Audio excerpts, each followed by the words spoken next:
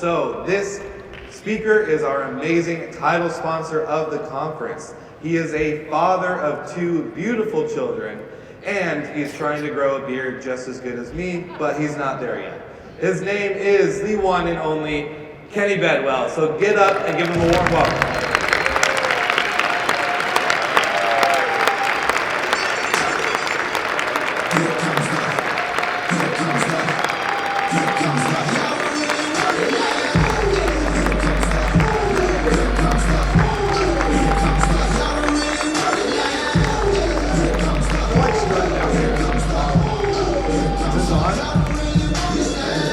Wow. Thank you. I made a huge mistake in 2022. I bought a property as interest rates were going up. Prices were, as a lot of you know who are investing at the time, they were starting to peak. Competition, saturation, all those things were picking up. I bought a property in a good market, but what I messed up on is I thought I could just buy in a good market and expect it to do well. Okay? I didn't build what I call my moat, meaning the thing that separates me from everybody else in that market. I was shocked after about 6 months of tracking my expenses, and thankfully I was tracking my expenses and profit, of how little my returns were going to be. And so I had a decision, and I had to create that moat or decide to get rid of the property. So thankfully, I was able to create that moat to set me apart from my competition for that property. Some of your heads shaking like, yeah, that was me. And some of you haven't been so lucky. You've had to offload some of these bad deals recently we've gotten into because of a number of things like saturation. So what's the moral of my story? So first I want to show you the numbers. These are the real numbers from this property. Okay? So this was 2022, the same time period year over year. Okay, 2023 was supposed to be Airbnb bust, right? You guys heard that. All right? Kind of a dead crowd here, I guess. But there we go. All right. I'll try to pump you up a little. I'm gonna preface this. I'm a data nerd, okay? You're gonna see a lot of numbers. We're gonna move fast. But I'll try to keep you engaged. But it's gonna be really educational, really informative. The moral of the story isn't what did I do to create the moat. The moral of the story is what should I have done to get when I got started. I should have started by looking for the right property first, by finding that unique property that had its own moat, because I would have made $18,000 more in the first year. Does that make sense? You guys get that? So what I want to share with you today is how you can find profitable short-term rental deals in 45 days or less, but they have that moat to protect you from saturation and the increased competition. My name is Kenny Bedwell. I'm the CEO of STR Insights, where we provide data and consulting services to help you find profitable short-term rental deals. And I'm going to give you my secret, or our secret sauce that we help our clients with. We do this every day. It's a 5-step methodology of finding deals in 45 days or less. And I'm going to throw a guarantee on that, because if you do exactly what I tell you to do, you'll find a deal. We've helped hundreds of other investors apply this strategy and methodology, and it works. And today, I'm going to share every little detail with that. It's going to be a lot. Now, I want you guys to go ahead and buckle up, strap in, get ready, get pumped. If you're thinking about taking notes and you've never heard me speak before, go ahead and pull out that notepad, okay? Because I'm going to hit it, and this stuff works. You're welcome to take screenshots. I don't care. I don't know if that's allowed, but you can do it. Because this is how you find deals. So raise of hands. Who's looking for a property this year? To buy a property this year. Okay, all right. I want to talk to you guys. Okay, everybody else, you can take a break. But this is for you, to help you guys find something efficiently and an actual deal that's going to protect you for the long term. So who's ready to get started? All right, yeah, come on. There we go. All right, there we go. I love the enthusiasm. Okay, let's go. Get ready. Let's do it. So here are our 5 steps, and we're going to go on a little journey here, okay? So this is my roadmap. I'm going to break down each step as we go through. So number 1, we're going to talk about ROI goals and preferences. and we're going to go all the way to actually crafting the offer and how that can help you become a deal. Now, here's the thing. People know me as the market guy, or the amenity guy, or the deal finding guy, but a lot of people know me about the markets. What I mean by that is they come up and they go, Kenny, what market should I go and invest in? Where can I find deals today? And I've realized through my experience that the definition of a deal is different for every single person because it's based off of your goals and your preferences and your budget. So before we talk about, oh, here are the top 10 markets, here are the right deals in these markets, and so on, you have to realize that your markets, and we're going to talk about this, investable markets, are different than everybody else's. I want everybody to look to your left, and now look to your right. Each one of those individuals, unless they're your significant other or your business partner, they're going to have different goals from you. I appreciate you guys actually doing that. Most people don't. But the reality is, I want it to burn into your head. Your goals and what you're looking for is different from everybody else. Okay? Not what you heard on a podcast. I'm going to be a little frank here. Okay? I hear it all the time. Well, I want a 20% cash-on-cash return, or I want a 30%. Who's heard that before? Who came to the first conference 2 years ago?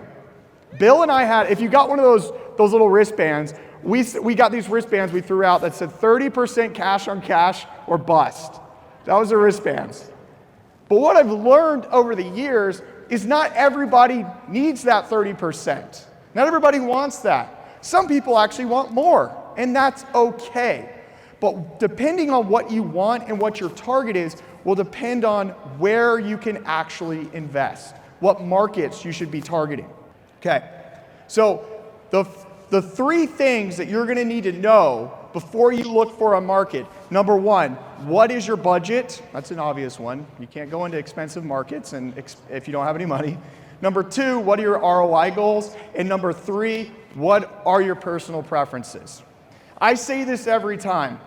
Vacation real estate investing is both a logical decision, it needs to be very logical based on the numbers, and an emotional decision. But what does that really mean?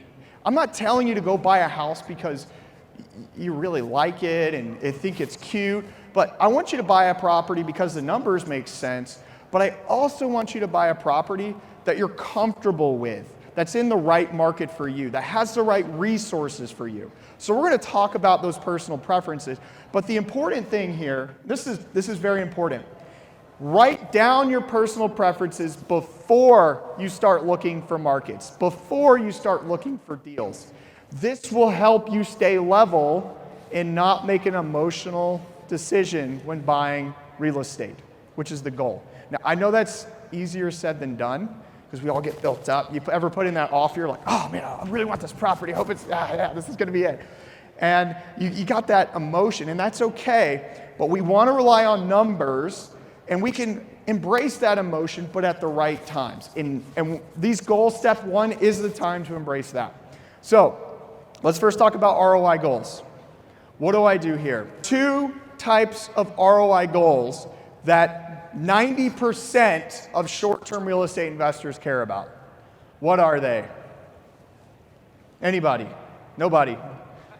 Bueller. Cash on cash. Sorry. I was told I need to liven up the crowd a little bit, so that's what I'm here. I'm actually just an act. The rest of they're coming later. So the two goals are cash on cash return and cash flow. But which one should you care about? Are they the same? No, they're not the same.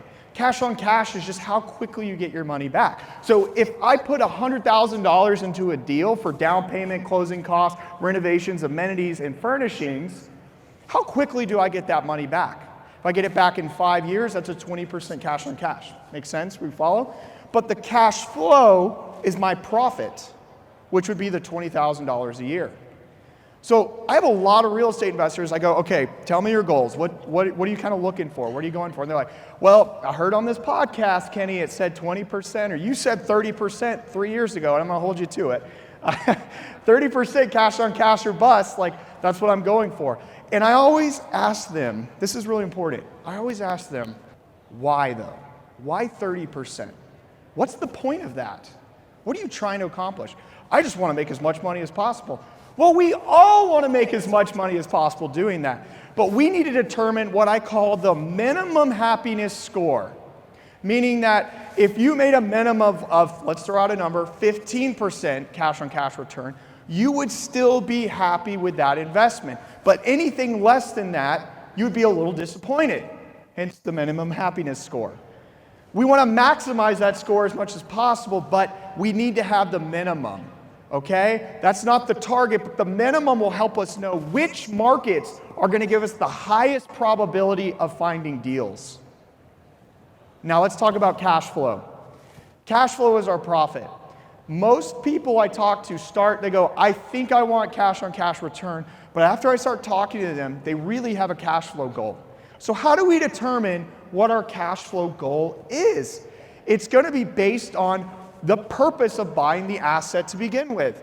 So for example, if I want to leave my W-2 job, which I did, I worked at Citibank for 5 years and I had this goal, I needed to make $100,000 a year from my short-term rental investments, and I needed to do that in order to leave my W-2. Okay, my W-2 is more than that, but that was enough for me to live off of comfortably and my wife not to complain. So that was the goal. And I was able to hit it 2 years ago. Okay? Thank you. Thank you. You guys can do the same thing. But think about it. If you know that specific target you need to hit, how much easier is it to get there? I've spoken to a lot of you at some of the little mini breakout sessions I do at my booth. And we talk about this. Kenny, I want a 20%, I want a 30, I want a 40. Whatever the number is, it doesn't matter. Why do you want that? What is your goal? And usually it's numerical. It's, well, I need to make $200K a year. Okay? So obviously you're not going to do this with this one property, but how does this property help you reach that goal?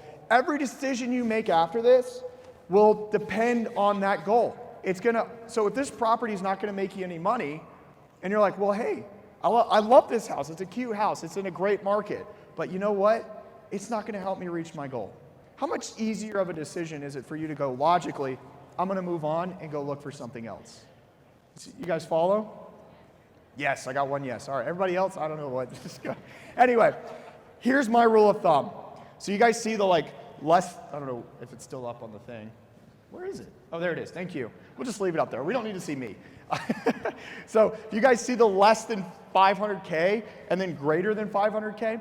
So most people, if you're looking to buy a property that's $500,000 or less, you're more cash on cash focused, meaning you need to get your money back quickly so that you can scale faster. If you have a budget of greater than $500,000, you're most likely going to be more focused on cash flow. Okay, cash flow and cash on cash are inverse of each other, meaning if you put less of a down payment in, you're going to have a higher mortgage cost or debt service, therefore cash flow will go down a little bit, but cash on cash will go up. Do you see why we need to kind of figure these things out to begin with? So it's really, really important we do this. Now that we have those two ROI goals, we can move to the Mac Daddy. And I call this one the gross ROI. Gross ROI is very simple. It's your gross yearly revenue divided by the purchase price of the property. Why is that important? We will find out soon when we're looking for markets. But the reality is you will use this number to help you determine if a deal is actually a deal.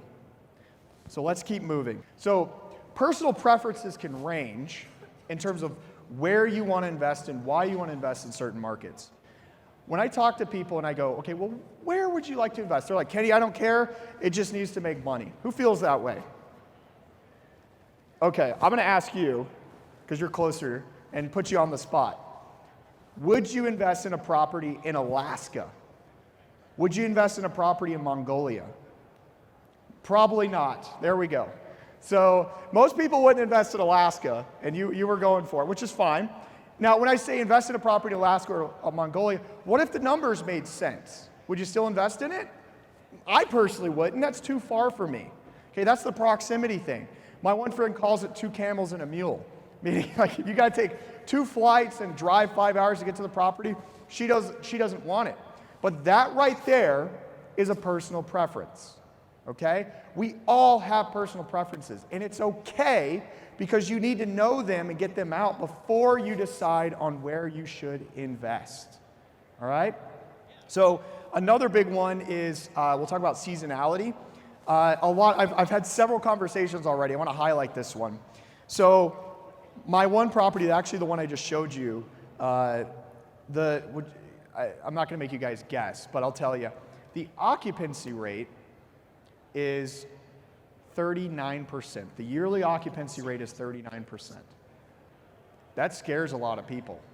It's in New York, high taxes, I guess, but low occupancy rate, high seasonality. But guys, I'm not looking for monthly returns. I'm looking for yearly returns, right? And if you're looking for monthly returns, that's fine. That's a preference. That's why we're here. But the reality is most markets are seasonal. They're going to be 2 to 3 seasons. There's no such thing as a 4-season market, okay? And if you're like, well, I'm booked every day of the year. Well, we know from revenue management your prices are too low. So the reality is there's seasonality, but are you looking for the monthly returns? And if you are, then you need to be in a less seasonal market. But if you don't care, you can be in the middle of New York and it still be a cash flowing property. All right, you see how this is all tying into the next step, which is target the right markets. This is probably why you guys wanted to hear me talk. So let's dive into this one. You guys got your notes ready? Because I'm going to drop some really good nuggets on this one. Ready? One person's ready. Let's go. All right. Here are the 5 things you need to know on how to target the right markets. Now, when I say the right markets, the right investable markets. Remember when I had you look to the left and to the right? Well, those people around you, their investable markets are different from yours, just like their goals are different. This is all tying in. So number 1, the first one, affordability.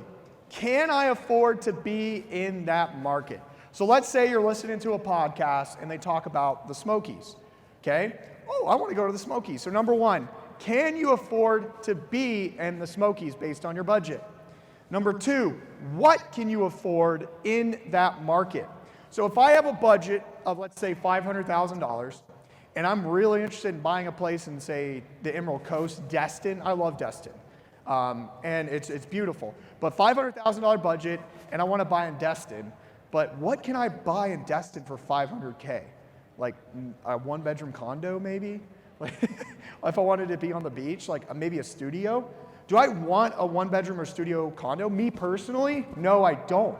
So that's not an investable market for Kenny. You might be okay with that, but what if I want a 3 or 4-bedroom house? That targets where I look.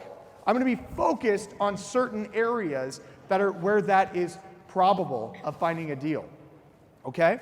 So understand what you can afford in the market, and usually it's bedroom count. This is going to tie in a second. So number 3, big one, regulation.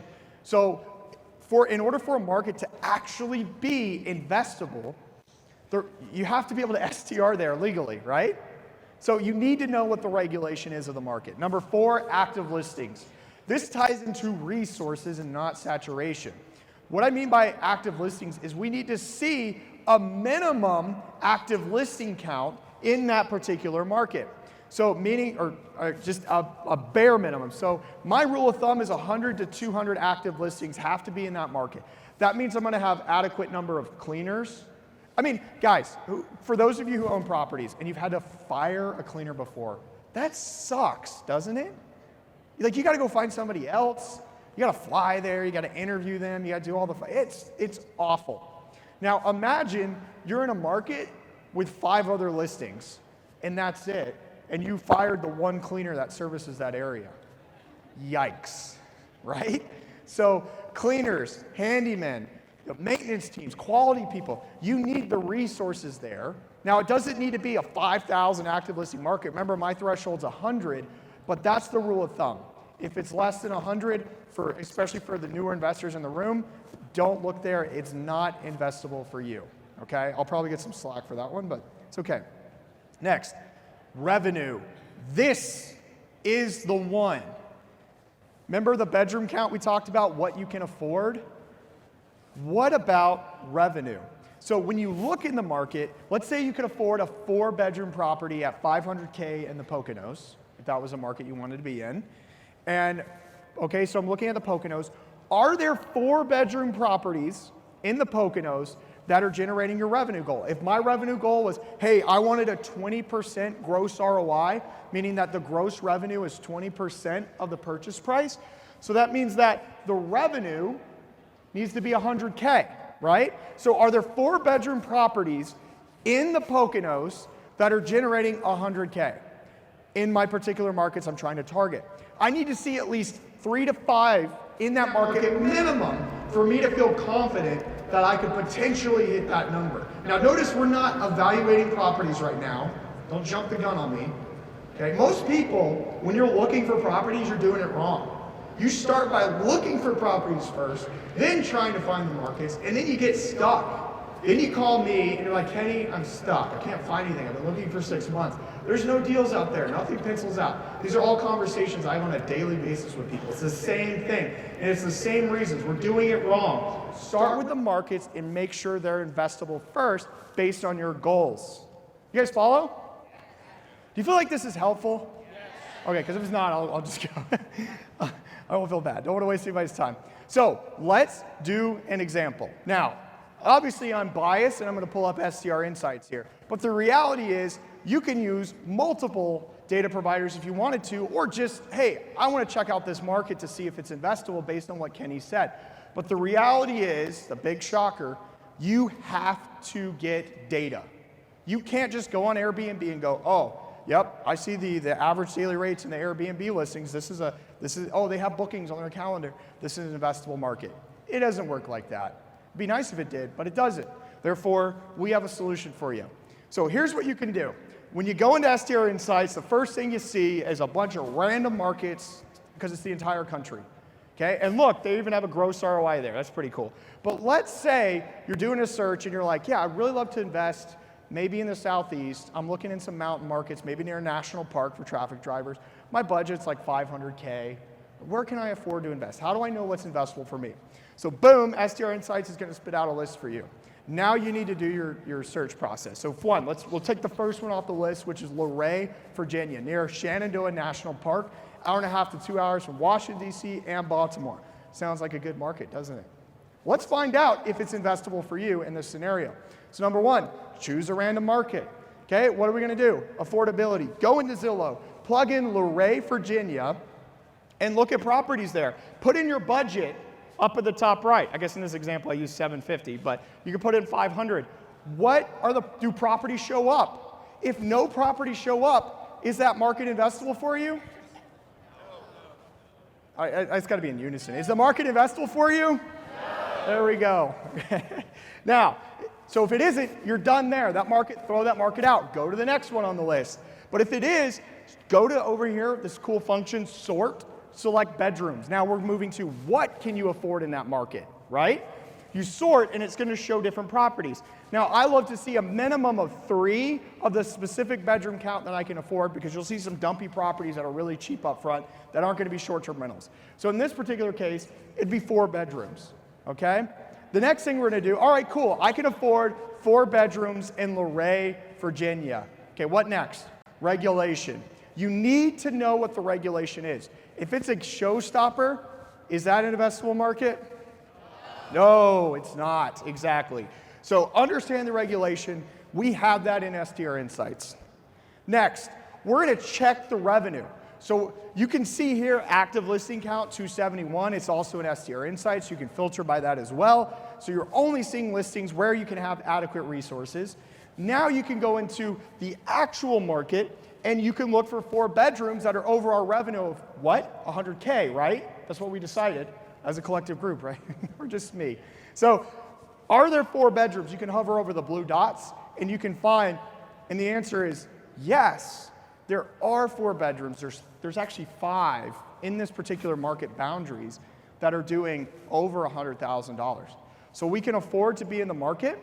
We know we can afford up to 4 bedrooms. We know that we can legally STR there.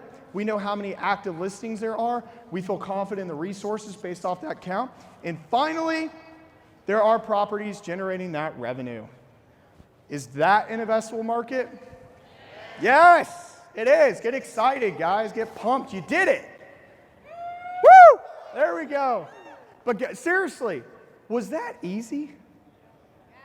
So easy a caveman can do it, right? No. Okay, maybe not. No. I had one no there. But it is. It's that simple of how to find investable markets. But you see how this ties into your goals? You can only find investable markets if you know what your goals are. It all ties in. Now we're ready to dive deeper. Okay, great. We'll raise a cool market, it's an investable market, but like, I need to know more, Kenny.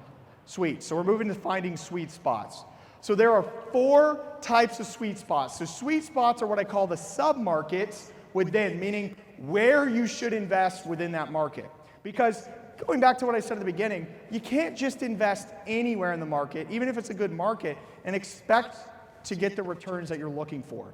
So we're going to specifically target and look for things. So sweet spots include bedroom count, location, amenities, and types of property. So what do I mean by that?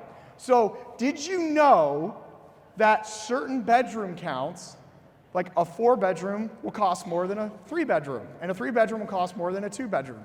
And did you know that revenue varies? 4 bedrooms make more than 3s, 3s make more than 2s. That's pretty obvious, right?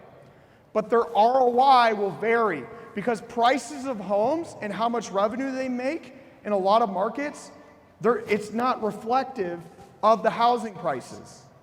Does that make sense? So people aren't pricing the homes based off the potential revenue of what short-term rentals can make. So the bedroom counts will vary. So you can see here in the example that actually the optimal bedroom count with the highest ROI in whatever market this is a 5-bedroom. Okay? Every market has an optimal bedroom count. It could be 2s, it could be 6s, it could be 10s. It just depends based on revenue and housing prices. This is a sweet spot number 1. Location sweet spots. Typically people in cities, certain neighborhoods perform better than other neighborhoods. That's an obvious one.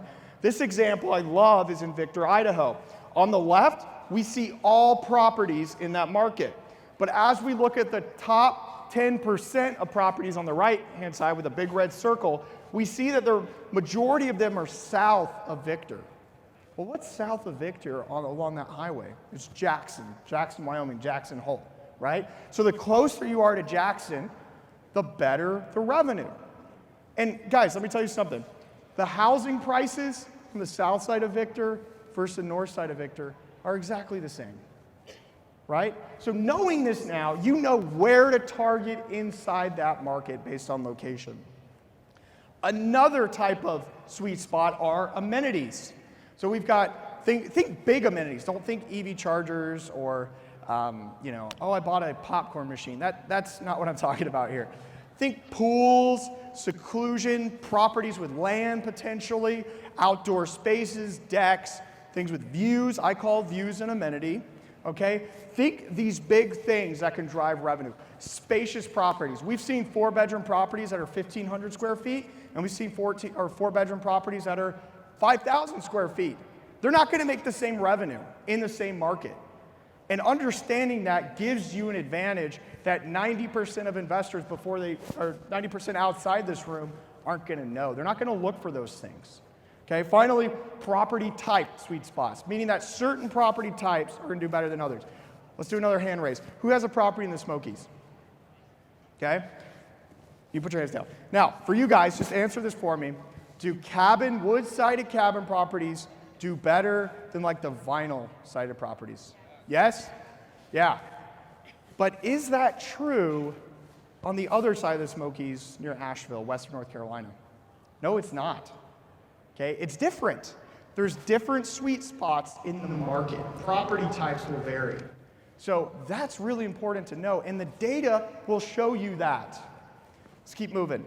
Let's talk about correct property valuation. I have created a new, successful, and efficient way to evaluate properties effectively to give you confidence.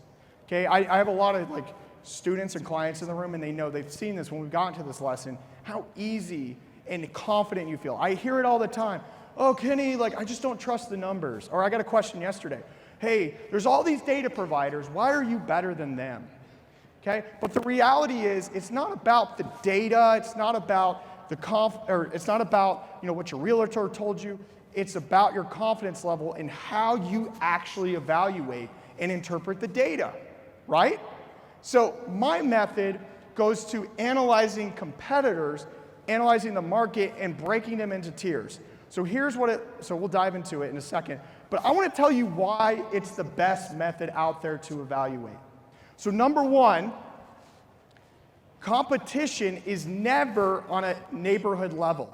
We've heard of other evaluation methods out there where you look at the neighborhood, you see what all the properties are like in your neighborhood, and you make some assumptions that everybody, oh, well, they're underperforming or they're doing really good and they have a view that's similar to mine. But the reality is your competition is market-wide. When someone goes into Airbnb and types in a market, like Lake Tahoe or Gatlinburg or Asheville, do you think they just see this red circle of Asheville and then properties within? No, they see the entire region. So you're competing with people across the market. They're not typing in certain neighborhoods. Sure, they might want to be in particular areas, but the list that Airbnb VRBO is showing is the entire market. So your competition isn't based on a neighborhood, it's based on a market. So you need to study the market first, okay? All properties are not the same. I guarantee you, I've seen this all the time. Well, my property I'm looking at, it's got this really cool library. And I've got a game room, a theater room, I've got a really cool hot tub. I don't have views, and all the other properties in the market have views. But because I have all these other things, I should make more money. You hear all these assumptions, I think, I should, I assume, I believe, that's not what we want to do. We want to be logical in our approach. So here's how you do it logically. One, you need to analyze and look at the competitors across the entire market. When I say competitors, that's everybody. People who make nothing like 30 grand on a 5-bedroom and people who make 180. You need to know why the person's making 30 and the other person's making 180 before you even look at your own property. Okay, and it's based off of, and I'll skip to this slide, the 4 keys that drive revenue for any property: location, quality, design and decor, and amenities. Every market and every property is going to be unique in this element. Certain markets, location is king. Other markets, design and decor, the quality of the property is going to be better and drive more revenue. You need to know that before you evaluate your own property.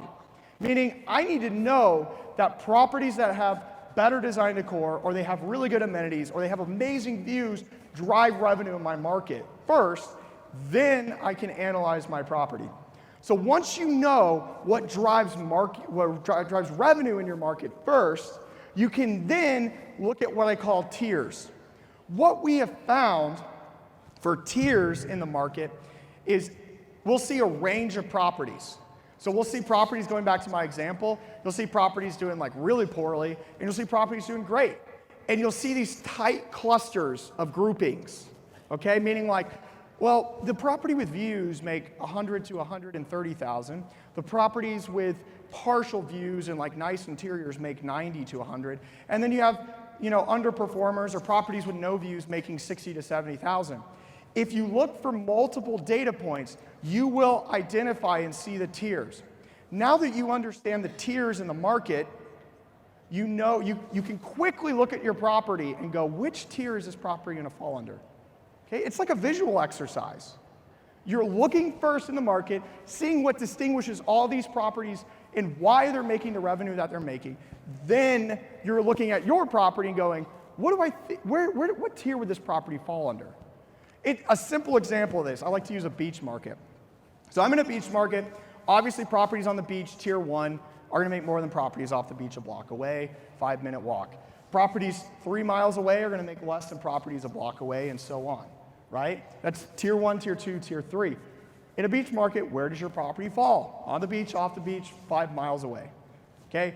That's how you do this. And it's going to be either based on location, quality of the property, design decor, and amenities. I'm going to talk a lot more about this later today at a workshop and do more examples with you guys, because this is how you evaluate with confidence. Every person that I've shown this method to walks away going, this is easy, I know how to do this, and I feel like I know what this property can do. Here's the hard, cold truth. When you plug in a property into some calculator, or you ask somebody, how much do you think this property makes? And they say a specific number, it's not gonna make that number. Okay, if you ask me, Kenny, how much do you think your property's gonna make? 100,000. It won't make 100,000. It's either gonna make more than that or less than that. So why in our pro formas and our calculators are we relying on one set number as this makes sense? It needs to be based on a range. The market in the tiers are always a range. We always evaluate on a range, meaning it's gonna make between 90 and 110. And you need to have that mapped out and look at what the returns are gonna be when you evaluate, okay? That's how we start to get confident in our numbers. So if you overestimated revenue, you still got the lower range that you've considered in your evaluation process. Does that make sense? Okay, good. I'm starting to lose people. I see people drifting off. I told you, this is like heavy. A lot of good stuff, right? All right, 3 people, that's great. I'm glad you guys learned something. It's okay, the rest of you, like, whatever. So, last thing, crafting the offer, okay? This is one of the, people assume, especially right now with high interest rate environment, and realtors will probably cheer out on this one, they assume that the purchase price is the end-all be-all, meaning there's no wiggle room, like you can obviously offer less, but there's nothing else you can do with that price. So what can you do to make it a deal? Number 1, you can get some of your closing costs covered, all right? Depending on the lender, depending on the loan, you can get 3% off or whatever that is negotiated with the seller, okay?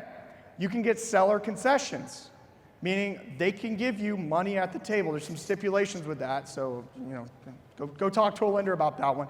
But they can give you money at the table to cover some of your upfront expenses.